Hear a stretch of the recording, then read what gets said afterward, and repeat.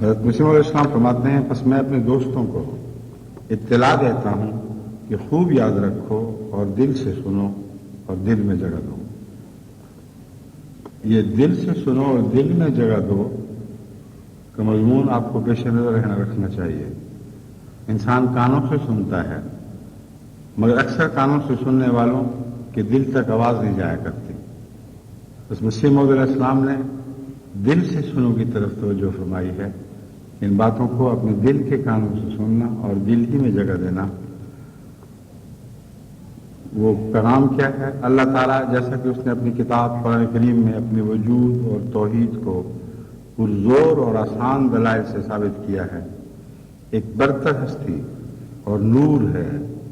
وہ لوگ جو اس زبردست ہستی کی قدرتوں اور عجائبات کو دیکھتے ہوئے بھی اس کے وجود میں شکوک ظاہر کرتے اور شبہ کرتے ہیں، سچ جانو بڑے ہی بدقسمت ہیں. اللہ تعالیٰ نے اپنی زبردست ہستی اور مختلف وجود کی اس بات کے متعلق فرمایا ہے افی اللہ شک فاطر السماوات والارض، کیا اللہ کے وجود میں بھی شک ہو سکتا ہے جو زمین و آسمان کا پیدا کرنے والا ہے.